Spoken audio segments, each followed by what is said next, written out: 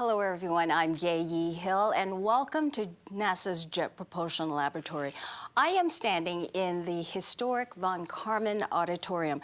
This is where JPL has historically released its news on Voyager, on Cassini, and today on one of our Mars rovers. Now, the day that Opportunity landed, it was 15 years ago, believe it or not, this place was packed, full of reporters and members of the team. And today, it is packed again with many of the people back for today's news. And it's been actually fabulous and wonderful to see everybody together again. Now, everybody probably knows by now that NASA's Opportunity went silent on June 10th. That's after a massive global dust storm just covered the planet, and the skies darkened, and the rover could not get solar power. Last night, the team made its final planned commands, and we have some video to show you right here. At the time, part of the team went up to Mission Control to send up more commands to ask the rover to respond. One-way light time is about 13.5 minutes. It took 13.5 minutes to get a signal up to Mars. And if the rover did respond, it would take another 13.5 minutes to come back. To find out more on what the outcome was from last night, I'd like to introduce you to the panel right now. We begin with introductions. Our JPL director, Mike Watkins, the NASA administrator, Jim Bridenstine, and also the associate administrator, Thomas Zurbuchen. Thomas, we'll start with you. Thank you so much. I was there yesterday, and I was there with the team as these commands went out into the deep sky. And I learned this morning that we had not heard back, and our beloved Opportunity remained silent. It is therefore that I'm standing here with a sense of deep appreciation and gratitude that I declare the Opportunity mission as complete, and with it, the Mars Exploration Rover mission as complete. I stand here surrounded by the team, and I have to tell you, this is an emotional time. I stand here surrounded by a team that before I even came to NASA, I got to know as I watched this amazing entry, descent, and landing, the development, and of course at the center of that were two people. Pete Theisinger, who is right here ahead of me, is a hero in the world that we live in.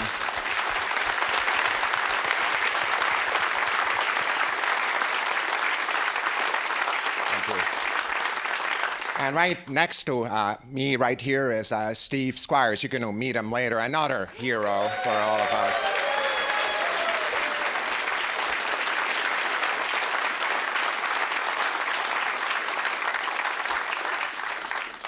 And surrounded by a team. It's a team that makes success like this. It's a team that creates exploration, transformative exploration for science and engineering. And it's a team that is celebrating here today emotionally. I remember the emotions. I saw that Cornell professor jumping up and down like my 4-year-old at his birthday when entry, descent, and landing was complete. And the rover said, "I'm here." And we're celebrating with emotion. Science is an emotional affair. It's a team sport, and that's what we're celebrating today. I will never forget the amazing work that happened here. It transformed our understanding of our planet. Everything we do and think about in our planetary neighborhood with Mars and elsewhere relates to the research that came from that and the engineering breakthroughs that came from that. And it's really a great honor right now to introduce a champion for exploration and for science, the administrator, Bridenstine. Well, thank you. Thank you so much, Thomas. It's an honor to be here.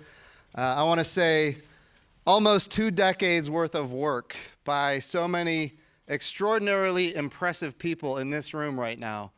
And then last year, I became the administrator and Opportunity quit communicating. Can you believe that? So I take full responsibility.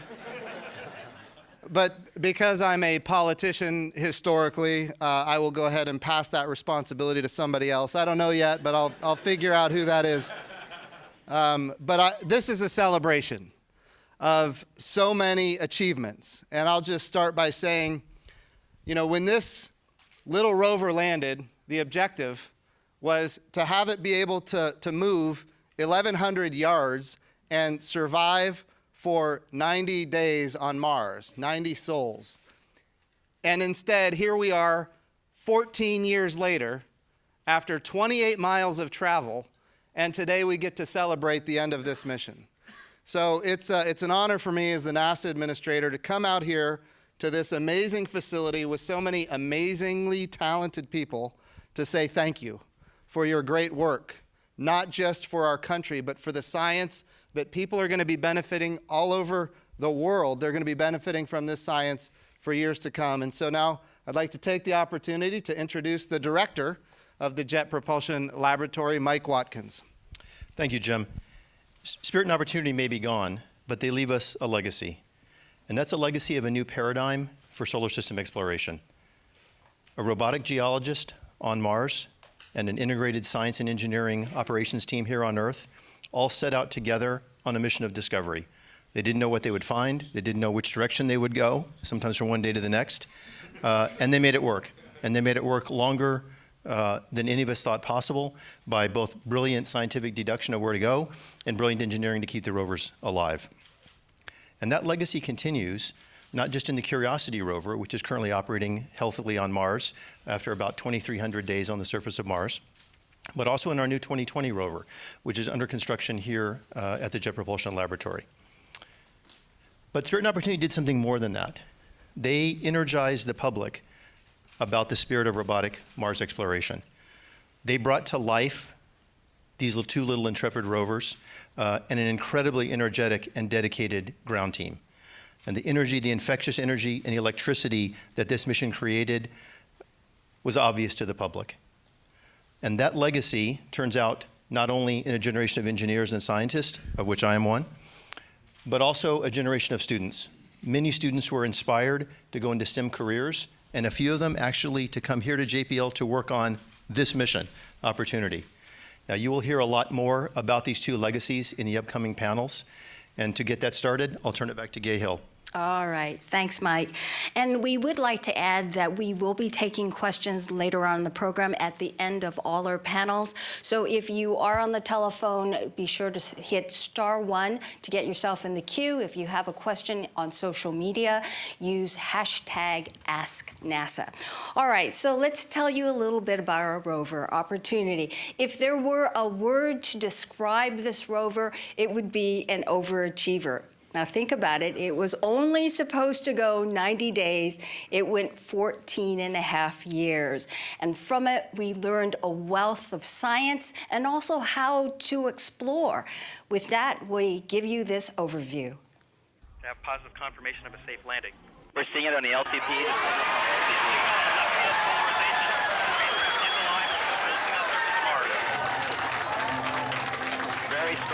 Opportunity hit a hole-in-one when she landed. The airbag system rolled into the small crater called Eagle Crater. And when the rover first turned on its cameras, it saw that the rim of the small crater was lined with exposed bedrock. So we took out our microscope for the first time and we took a picture, and the surface of Mars at that location is littered with an uncountable number of little round things. That were called blueberries because they looked like blueberries in a muffin. What we discovered was that those are features that form in water, and they were a really definitive sign that there had been liquid water on the surface of Mars sometime in the past. You know, after we left Eagle Crater, we went to Endurance Crater, and that's the crater we drove down in.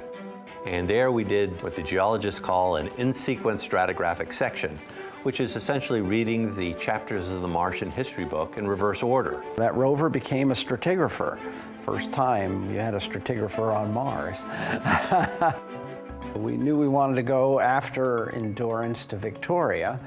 We put pedal to the metal and we started heading there, tens of kilometers away. We had to literally surf across these dunes of wind-blown material, and the rover got stuck in one of those. We had to get the rover unstuck. What we found is the best way to get it out is just to put it in reverse and gun it. The rover eventually popped out. And so we changed our driving strategy. So we recognized these ripples as hazards. We get to this giant half-mile diameter crater, Victoria Crater, and we want to figure out, gee, how can we go into this thing? All of a sudden we got high-rise images. We could see the rover in the image. And that was the very first image that we got from space showing one of our rovers. We spent a year scouting the edge of that crater to decide where we wanted to go in to get the best stratigraphic section. We found a place to go in, and we drove down in, and we spent about a year inside Victoria Crater. The science team was really excited about the idea of driving to Endeavour Crater, over 20 kilometers away. This is a long drive to do. It was going to take multiple years, but they decided to do it anyways. There were too many of these dangerous ripples in our way, and we actually had to take this circuitous route that at times took us away from the crater, only to then cut back and then approach it more directly. And then we pull up to Endeavour Crater, and all of a sudden there's all these new things to look at. We first discovered the homestake vein. It was this very, very bright linear feature. It turns out that there was a big gypsum vein, and we see these gypsum veins now all over. So it was our first taste of what is a really important process on Mars. We were driving to a valley, and along the way there we realized that right about the point where we were about to get to this valley, that was when we were going to cross the marathon mark. So we said, well, that's cool. We're just going to name this valley after that, call it Marathon Valley. That was when we reached the distance of a marathon, 26.2 miles on another planet. We continued driving through some slopes down a little bit on the interior of the crater rim until we came back out so that we could continue on to the next valley, Perseverance Valley, Where the rover was exploring when we lost contact. We said we're going to operate this vehicle until the day where we can't, and that's exactly what we did, and I'm really proud. We've set a foundation that will serve as the basis for future exploration.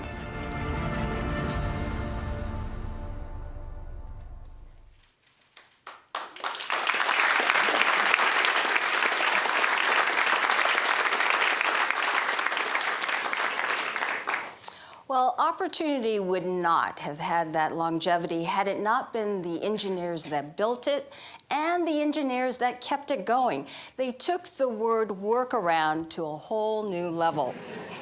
So let me introduce you to Project Manager John Kallis and Deputy Project Scientist Abigail Freeman. Thank you.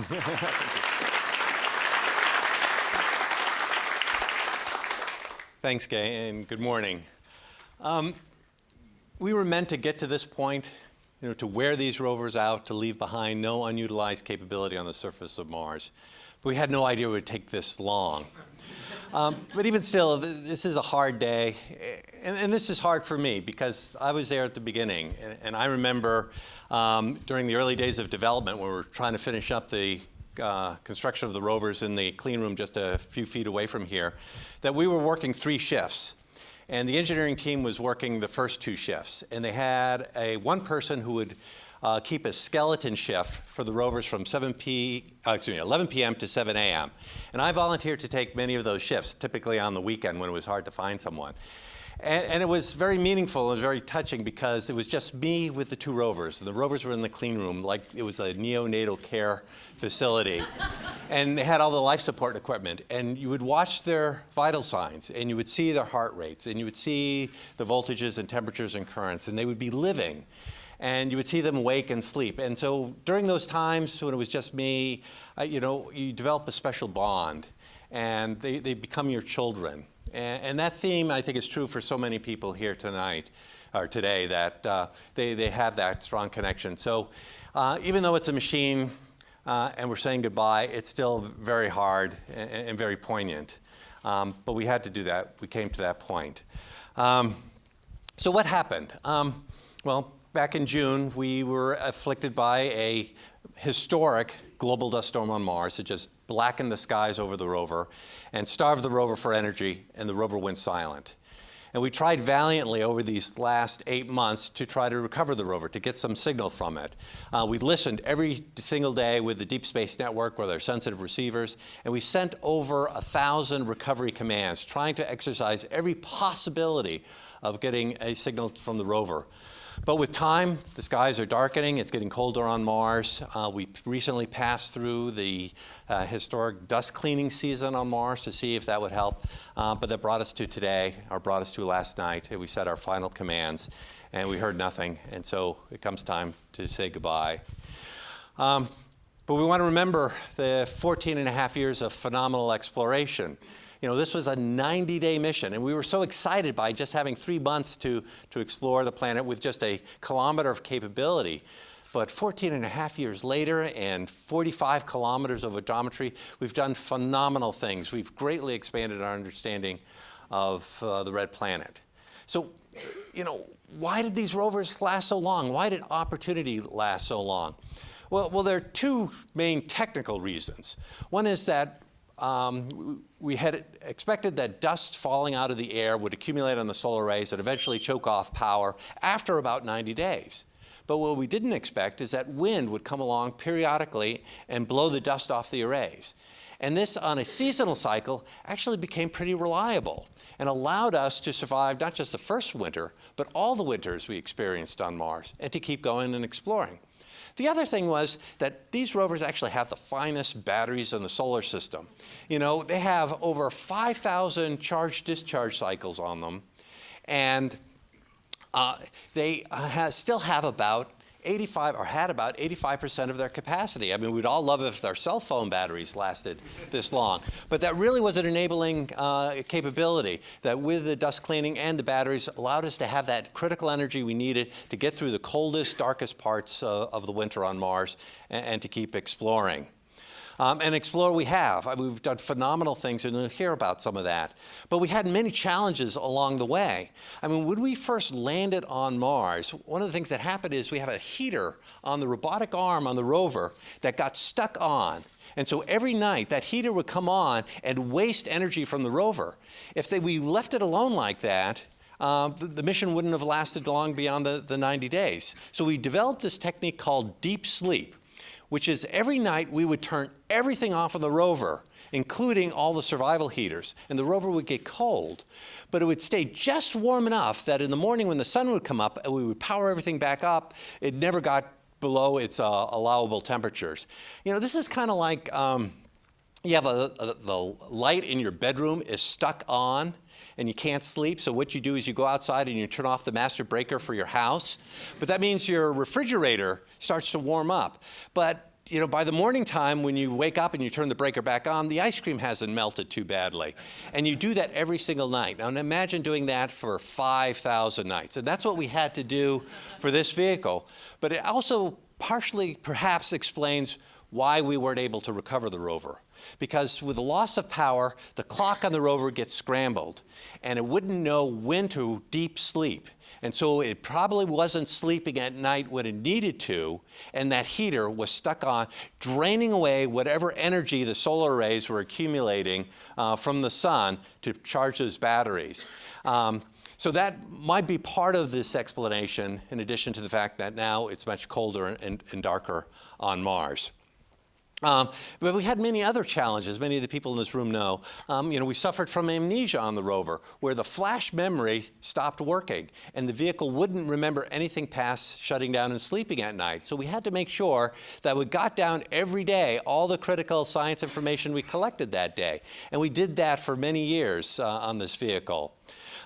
So all those things were accomplished by a phenomenal engineering and science team. We were innovative in problem solving and figuring out ways how to keep this rover going and how to keep it productive and to continue that exploration and scientific discovery. The fact that we lasted so long also meant that, you know, we lost some people. Sadly, some of our colleagues passed away. But many people moved on to other things, other projects and other endeavors.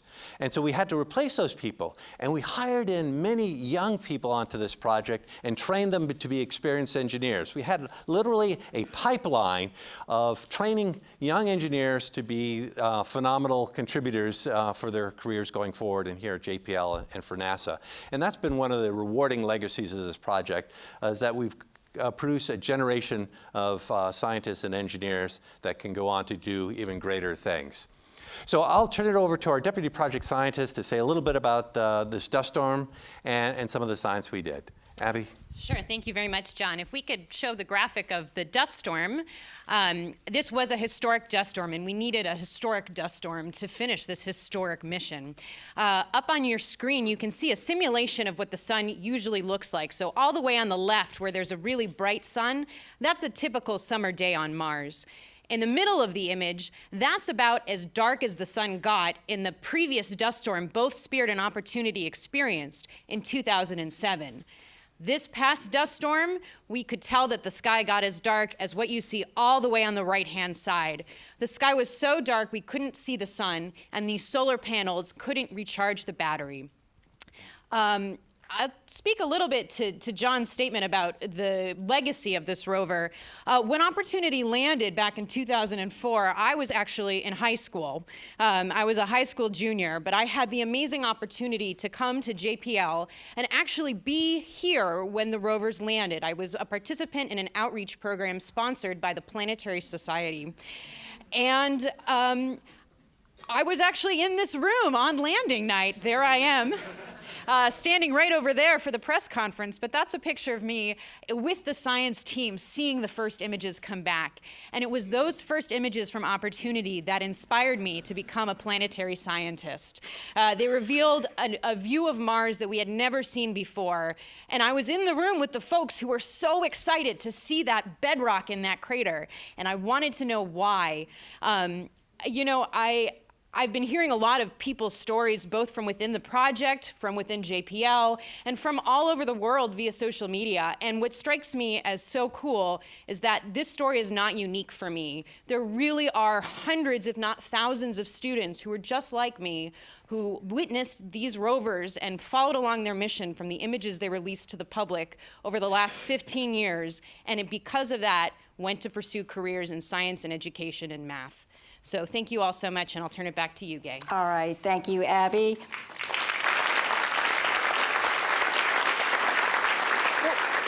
We're just going to take a beat. Could I just get a show of hands of how many of you here happened to be in high school or below? How many have you been here since the very beginning of the mission? This is fabulous to see that it has on through generations. This is so cool. When we come back, we look at the scientific discoveries.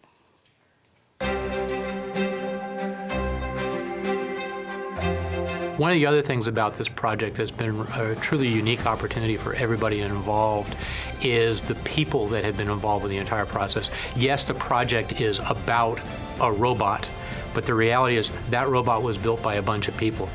The reason this thing has lasted so long goes back first and foremost to the people who built them. There was a team of engineers at the Jet Propulsion Laboratory, at some other institutions as well, but primarily JPL, that 19 years ago were given a task that many people thought was impossible. That group of engineers built these extraordinary machines. The reason that missions with Spirit of Opportunity, instead of being 90 days and driving half a kilometer across the Martian surface, turned out to be this more than decade-long adventure of overland exploration, is because of those engineers and what they did. Some folks forget that Opportunity was actually a twin. The Mars Exploration Rover mission also had Spirit that explored on the other side of Mars in a place called Gusev Crater. And just like Opportunity, Spirit went well past its warranty and brought together lots of science for our team. And let me introduce you now to Steve Squyres. He is the principal investigator, and Matt Gollenbeck, he's the project scientist, to tell us about some of these findings. Thank you, Gay. And let me just first say it's so good to see so many of my dear friends and colleagues from the Mars Exploration Rover project, past and present. I love you guys, and it's just great to see everybody. Spirit and Opportunity were robotic field geologists. Geology it's a forensic science. A geologist is like a detective at the scene of a crime. Something happened at this place on Mars billions of years ago. What was it? What was it like there back then? And you're looking for clues, and the clues are in the rocks. And so we equipped these vehicles was the tools that they needed to read those clues. Now, Spirit's mission really began in earnest 156 days into our 90-day mission when we reached the Columbia Hills, this wonderful range of hills that we named to honor the memories of the Columbia Space Shuttle astronauts.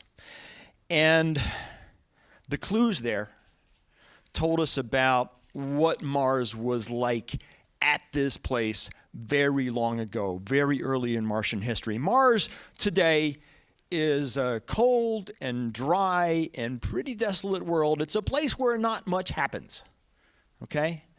But at that place, long ago, it was a hot, violent, steamy place. There was a lot going on. There were impacts, violent impacts that produced craters and crater ejecta. There were volcanic explosions.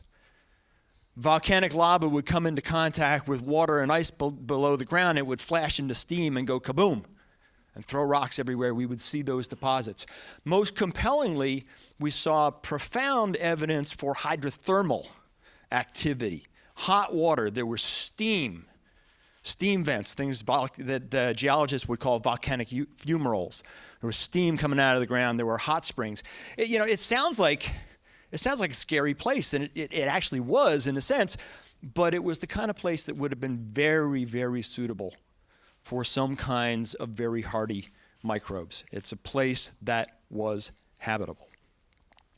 Now, Opportunity's mission, Opportunity had two missions. The first one lasted for about 9 years. It started Sol 1. First day that we landed, it was geologic pay dirt right from the very beginning. Now, the story in the clues in the rocks at the Opportunity site was very different. These were somewhat younger rocks, and what they showed was evidence that there had been liquid water below the surface, liquid water that had come to the surface, trickled across the ground, evaporated away. But it wasn't nice stuff. We were running around saying water on Mars, water on Mars. It was really sulfuric acid on Mars, okay? The pH was very low. This is very acidic stuff. It was very salty. This was not evidence of an evolutionary paradise. But it was a fascinating, fascinating environment. And we studied that place by going to a series of impact craters. First, Little Eagle Crater, smaller than this room where we landed. Then Endurance Crater, and then ultimately the long 6-kilometer trek down to Victoria Crater. And we were at Victoria for 2 years, about a year along the rim, another year down inside. And by the time we wrapped up the investigation at Victoria, we'd been at that point on Mars 4.5, 5 years, something like that. We'd put a better part of 7 or 8 kilometers on the odometer. We had kind of done most of what you could do on these rocks. We had done stratigraphic sections. We had been down into these craters. We had really pieced together a compelling, detailed, scientifically nuanced story of what had happened. But then we had to decide what to do next.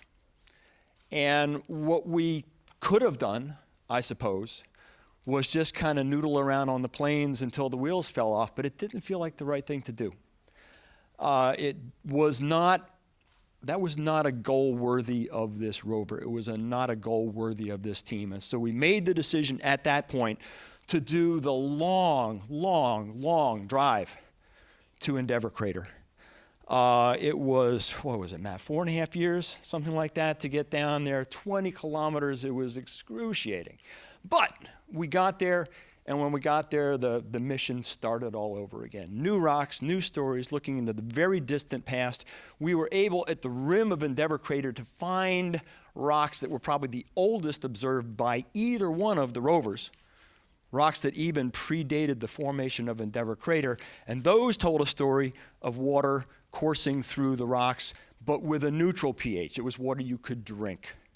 And so we were able to piece together a new story there. That was one of the mission's most significant discoveries. It came 11 years into our 90-day mission. Matt? So the traverse from Victoria to Endeavour was not excruciating. It was incredibly exciting.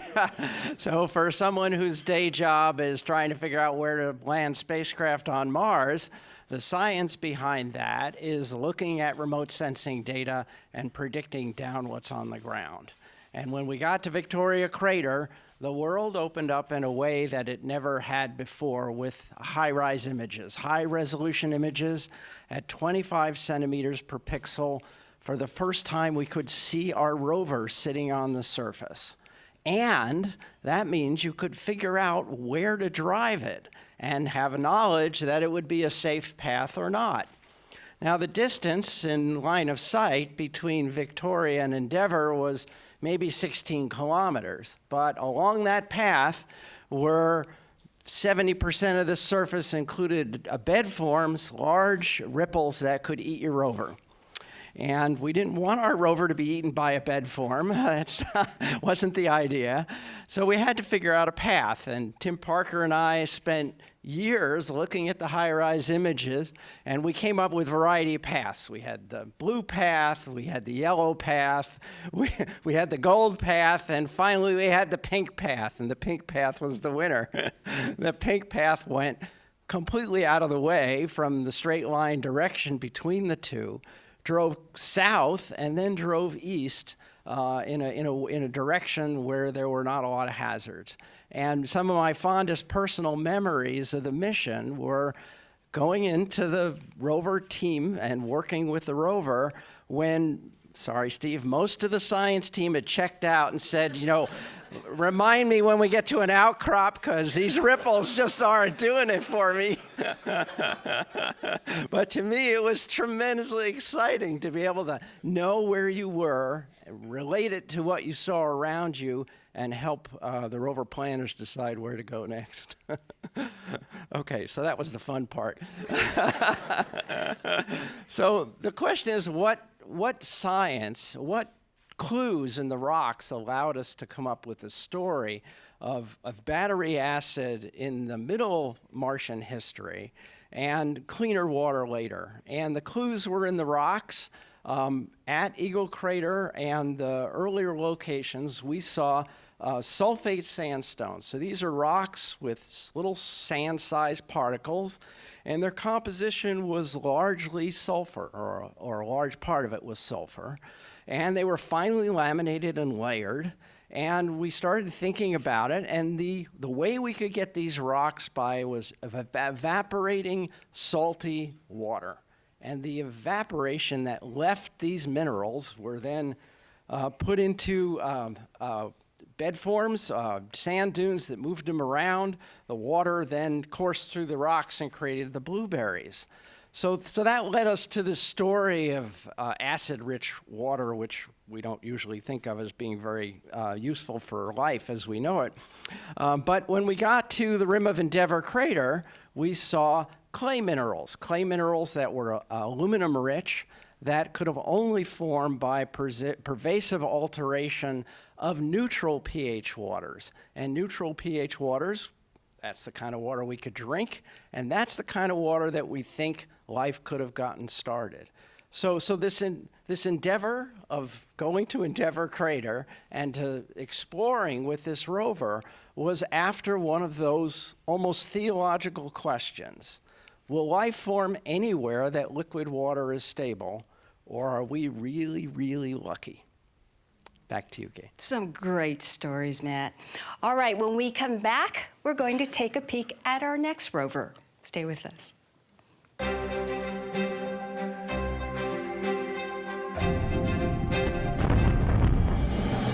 Parachute deploy has been detected. Radar solution matrix 21. 3,000 feet. The radar has a positive lock on the ground. We have a retro-rocket firing solution. Retro-rocket ignition on my mark. At this time, the retro-rocket has fired. We have confirmation. Retro-rockets have ignited. We are now awaiting confirmation of positive signals bouncing on the ground. We're getting a bounce signal. We're getting a bounce signal. We're getting a bounce signal. We're seeing it on the LTP.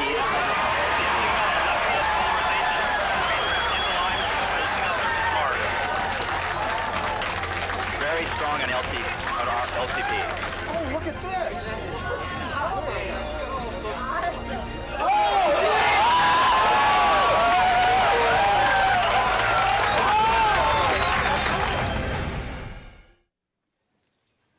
That's our next rover.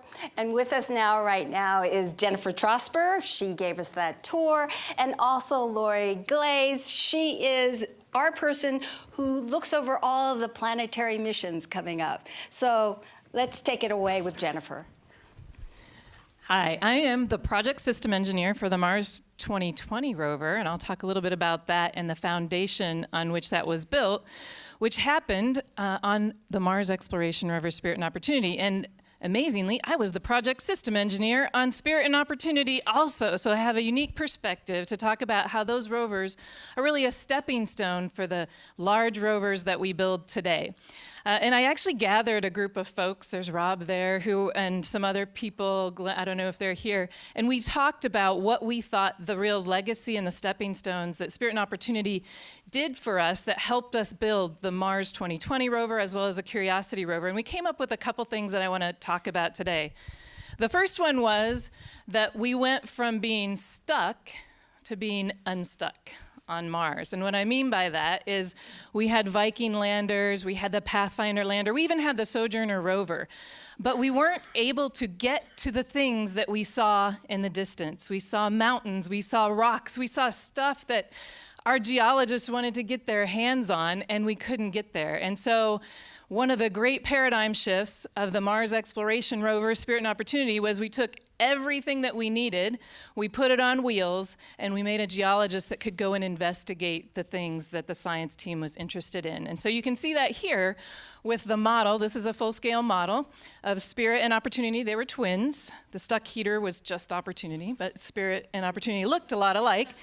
And the things that we took with us that made it so that we could explore, you can see our communications antennas, a high-gain antenna that would track Earth, a low-gain antenna, a UHF antenna that would talk to the orbiters. You can see the wheels that would take us everywhere, the cameras that would show us the interesting places, and then this robotic arm that would abrade rocks and would tell us what the rocks were made of. And that was what our geologist was doing on Mars, a huge paradigm shift for us. The next thing that was significant in terms of building blocks of how we do business here at JPL was the need to do things faster. We had a couple requirements on Spirit and Opportunity that forced us to do things faster. You heard the prime mission had to be completed in 90 sols, which is 90 Martian days. That's not a lot of time to do all the things that we needed to do. We also had to build the vehicle and get it on the launch vehicle in 3 years, which we really figured out and have used a lot more as 3 years and the time to get there. But 3 years we had to get it built. And I want to talk a little bit about the 90 sol mission and what that made us do in terms of our design thinking and what we put onto the rover. So 90 sols, if we were to try to operate the rover the way that we operated previous spacecraft and gave them a sequence every 2 weeks, we would never have been able to accomplish the mission that we needed to do in 90 sols. And so what we had to do was we had to take all the things that the ground operators would normally do and code them in the software, put high-level behaviors and autonomy on the vehicle, so every day we could tell it something like, drive over there, and it would safely do it, and it would get there on its own. And we could tell it just the times we needed for the communication windows, and it knew how to configure. It had a behavior that would configure all the communications windows. Those things were fundamental to being able to do this mission quickly, and we use them today on Curiosity. We use them on Mars 2020, and Mars 2020 is taking the next steps on things like auto navigation, right? We're making a new algorithm that allows us to autonomously navigate in even more complex terrain so we can go where there are more rocks. We have another processor so we can go faster. We're moving all of these things forward, and so this autonomy really started with the Mars Exploration Rovers and is continuing on today. So then I have to share one of my, I won't say favorite, most memorable moments from the Spirit and Opportunity missions. And I know a lot of you here who were there at this time probably have this as one of your more memorable moments. If you remember, shortly after Spirit landed, 18 days into the mission, we lost communications with Spirit. I was a Spirit mission manager. I was there that day. We did not know what had happened. we were trying to figure it out, but we could not get communications from the rover. And there were a number of us trying to figure that out. What made it more harrowing was that Opportunity was careening in towards Mars, and we weren't sure if we had a problem that was going to cause a problem on Opportunity and Spirit. So instead of being 2 for 2, we were going to be 0 for 2. And so a bunch of us stayed here for 3 days. I see Glenn back there. Didn't go home, tried to figure this out. The good news is, we figured it out, we saved Spirit, we saved Opportunity, and here we are today 15 years later. But the story I want to tell is when I was riding down in the elevator with Dr. Alachi after all that happened, working with these people, and there was a group of folks who had been working those days to try to figure out what was going on the rovers with me. And I had 2 really significant feelings. The first one was obviously relief that we had kind of glove saved this rover from, the grave. But the second one was I looked around at the people around me and I thought, wow, what an opportunity for a farm girl from Ohio to be surrounded by such amazing people, a privilege to be part of a team that people could rise to this challenge and solve these problems, whether it was the Spirit Sol 18 anomaly or even just the team today who's trying to get Spirit back, or not Spirit, well, I don't know. Why don't you guys work on Spirit too? Yeah. Go Spirit! Yeah.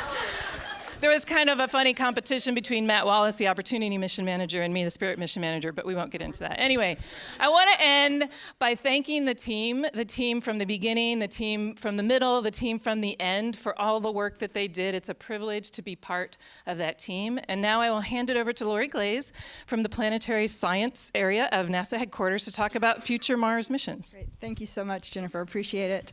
So Jennifer talked a lot about the engineering legacy of Spirit and Opportunity, which is absolutely incredible and enabling a lot of future exploration. But I want to talk a little bit more about the scientific legacy of this incredible mission, of the Mars Exploration Rover mission.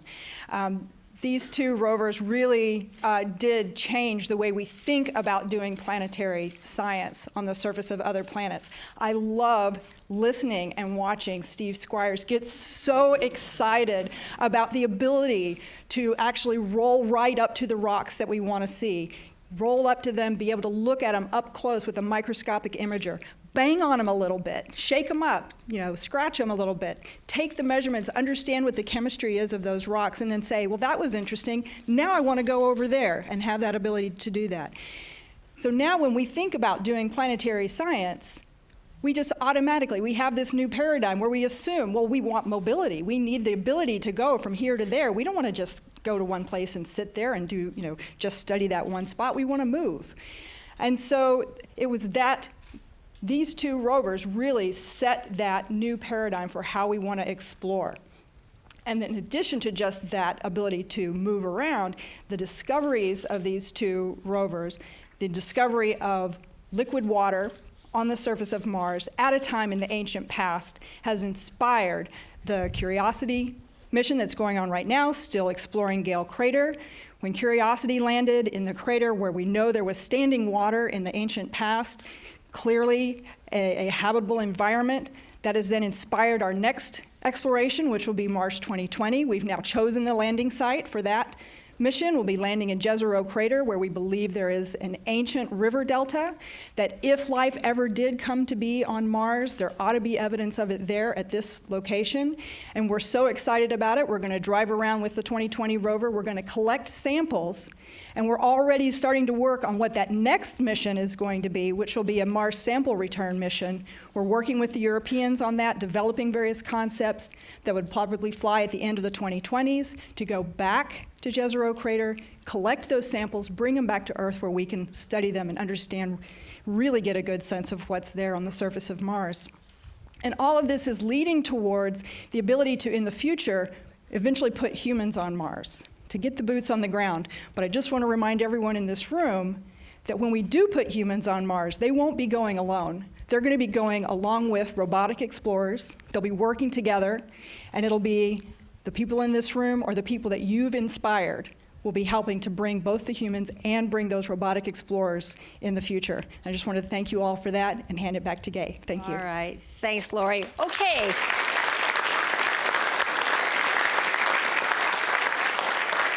When we come back, we will get some final thoughts from the administrator and taking your questions. So my name is Jennifer Trosper, and I am the project system engineer on the Mars 2020 project.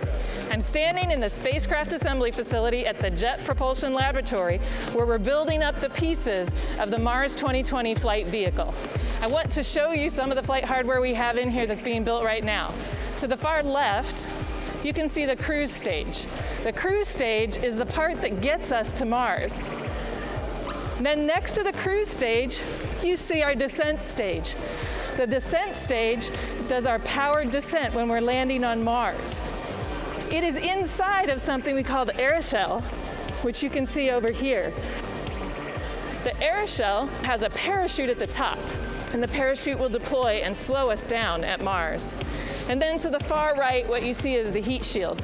The heat shield is the part of the spacecraft that faces the atmosphere. It ablates a little and slows us down, and then we jettison it. And then the rover comes down on the bridle, and we land on the surface of Mars. What you see over here may not look like what it is, but this is the beginnings of the rover that's going to drive on Mars. It has the electronics on the inside, but we don't have the wheels on, we don't have the mobility system on, we don't have the belly pan on. All those things are coming in, and over the next several months, we're going to finish the rover. So the next thing we're going to do is take all of the pieces that you see here in the clean room, put them together in the launch configuration, and then we're going to take them through our environmental test. So they'll see all the environments that the spacecraft will see from launch all the way to landing on Mars. And we are on track for a July 2020 launch. All right, that's our next rover. And with us now is the administrator to talk to us about what's on the future for NASA. Thank you, Gay. I appreciate that very much. Jennifer, as long as we're going to bring back Spirit, let's bring back Sojourner as well, and the two Vikings. Can we bring them all back? We tried. Oh, yeah. Look, I get it. I bring that up for a reason, because I want to emphasize the legacy of this part of the NASA family.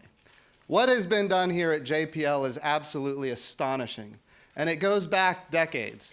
And it's so impressive that because of what you have done here, we're going to be able to do a lot more on the surface of Mars in the future. In fact, when I was learning more and more about Spirit and Opportunity, I got to understand that these two spacecraft on the way to Mars actually flew through one of the worst solar storms, one of the worst solar flares that's ever been recorded. And so they had to actually shut down their computers and then reboot them, which was never intended in their design while they were in flight on the way to Mars. And yet somehow, this agency, in fact, JPL, was able to figure out how to get through that very scary part of the mission with a whole lot of investment and a whole lot of hopes on the line.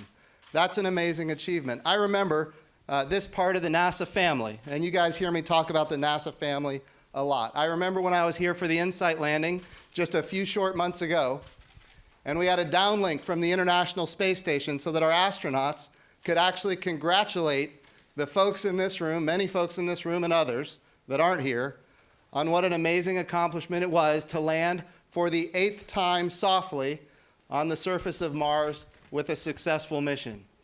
That's what the NASA family is all about, bringing together all of the pieces of this agency to accomplish very special things. And of course, one of the special things that we have to figure out if we're going to fly humans to Mars is how to deal with those solar flares. Because that kind of an event with a human flight to Mars could be absolutely devastating. So that's one of the reasons we're doing the Parker Solar Probe right now with our heliophysics department to figure out kind of when are these solar flares going to occur and what are the impacts going to be. In fact, maybe even be able to predict accurately enough to know when and how to send humans to Mars and do it safely. Friends, there is a day coming when we're going to need the entire NASA family to come together and say we're going to put humans on Mars, and humans are going to be working side by side with landers and rovers and robots, and it's going to be a whole of NASA. In fact, it could even be, it will be, as a matter of fact, a whole of the world approach, because we're going to need international partners. And that brings me to Space Policy Directive 1 that the President signed just, I guess, a little over a year ago now. And what he said is we're going to go to the moon, and we're going to go sustainably. And the question is why? Because when we go to the moon, we're going to live and work there for a period of time. We're going to retire risk. We're going to learn how humans can live on a world that's not our own. And we're going to take all of those things that we learn as an agency, and we're going to apply them to Mars. We're going to replicate as much as possible what we learn at Mars. And friends, it's only going to be possible because this entire agency, this important part of the agency, this part of the NASA family, the Jet Propulsion Laboratory, was blazing this trail, is currently blazing this trail, not just with Spirit and Opportunity and Sojourner and Viking 1 and Viking 2, but now with Mars 2020, and eventually a Mars return mission where we're going to be able to look at samples and determine if there's a biosignature in there. Friends, the goal is to discover life on another world.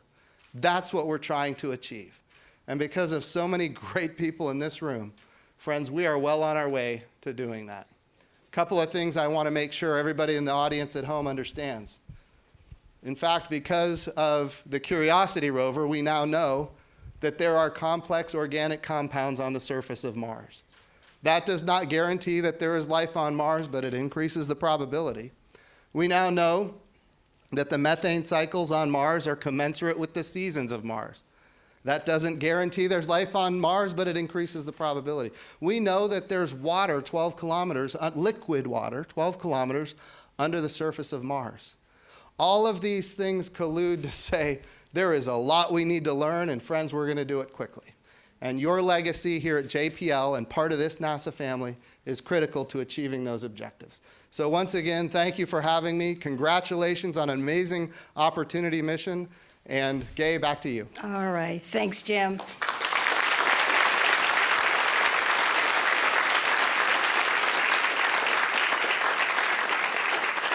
So I must apologize. We do have a hard out on this program. We will need to be off the air at about 11:59 Pacific time. So I'm going to go ahead and ask for all the panelists and speakers to come on up. And we're going to take some questions. Now, if you are on the telephone, go ahead and hit *1. That'll put you in the queue for questions. And also, if you have social media questions, you can have #AskNASA as a way of getting your questions in. Again, we only have a few minutes. I want to promise you that we will still take your questions, even though we are off the air. We have speakers standing by to take your questions, either by phone or online. So we will answer your questions.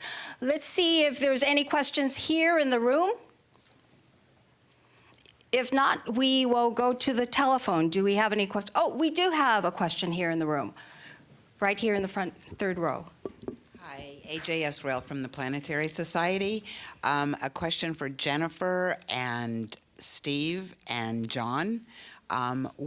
Since you all were there at the very beginning, what are you taking with you, Jennifer, to 2020? Steve, what will you be taking from this mission onward? And John, same question. I'll start with two things. First, people. All of these people are well trained to become engineers on 2020, and I'd love to have every single one of them helping us build the next rover. And then, you know, for me, it's the family. It's the family of the people who helped to develop this, and we work together towards the next missions. And it's not just this team, but the team who worked through all of it. The teams are the part behind the rover that make these rovers great. Well, for me, when I started out a long time ago on the Mars Exploration Rover project, I was a rookie PI. And I made a number of silly mistakes. Pete, I'm sure you remember a few of them. I learned from those, learned a lot, and have tried very hard to pass some of the lessons along to younger scientists, younger engineers. And then I would completely agree with Jennifer. It's really all about the people and this extraordinary group of people that's in this room, the ones that we've lost along the years. That's the real story, is the people on this project. And for me, it's the privilege and the honor to have been part of this project, and the honor to have been serving as project manager for the last 12 years that I'll take with me. Can I have a follow-on with Matt Gollenbeck, from Pathfinder to Mars and beyond? It's most of my, so this project has been, I've been on this project 18 years. And from the development cycle, looking at the landing sites, all the way through operations, that's been half of my career. It's, you know, it's been great. Do we have a social media question? We certainly have had quite an outpouring of love online, lots of memories with the hashtag #ThanksAppi, and quite a few people would like to know if we would ever try to retrieve the Opportunity rover and perhaps put it in a Martian museum. Can I take that one? Yeah, I've been to Antarctica a number of times, and I've been to some of the huts that were built by the early expeditions that went there more than a century ago, and they're left exactly as they were when the expeditions ended. You can go in there and you can walk into the hut, and the plates with the seal blubber are still there. It's exactly the way that we left them.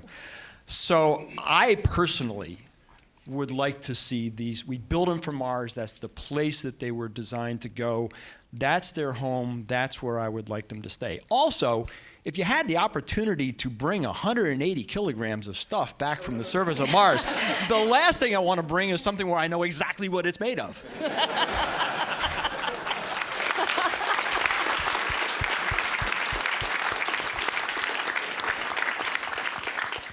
All right, let's see if we have another social media question.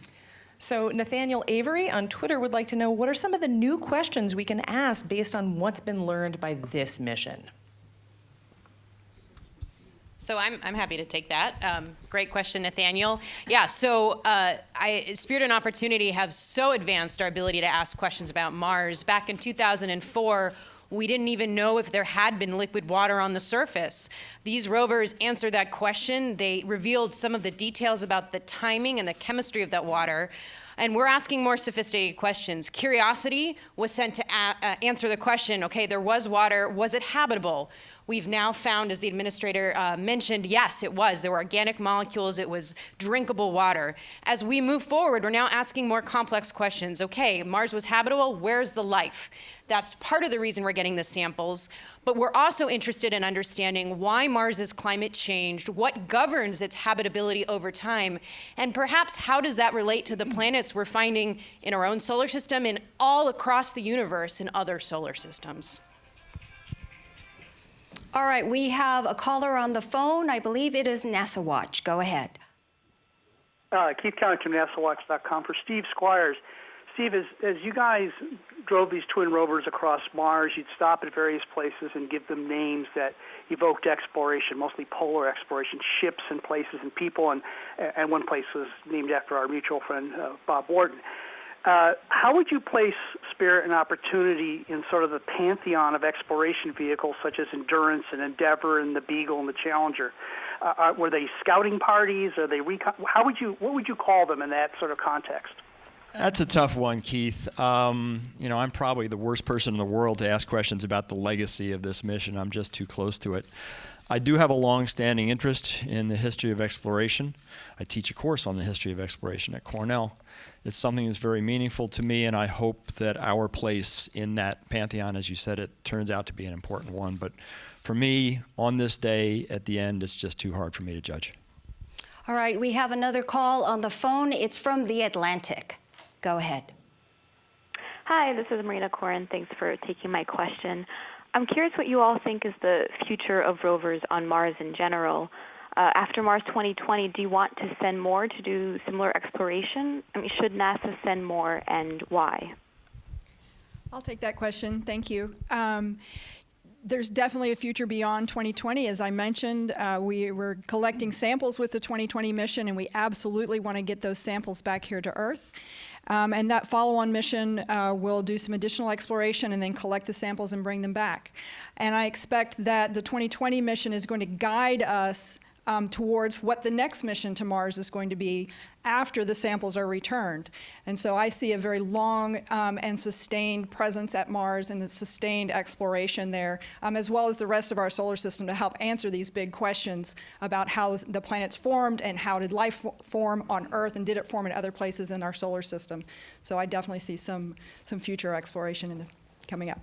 All right, well, we promised NASA that we would have a hard out on this program, so we're going to wrap questions right now, but we will take more online and on the phone later on today. Before we go, we would like a round of applause for all the scientists and engineers who have been on this mission for 15 years and more.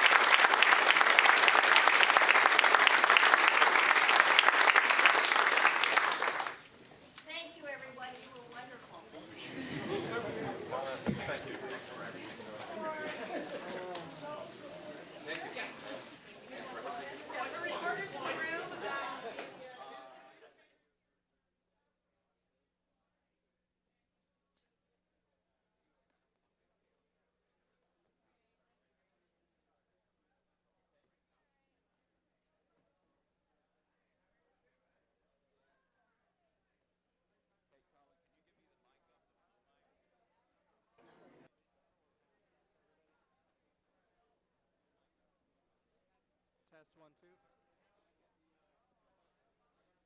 Test 1 2. Test 1 2.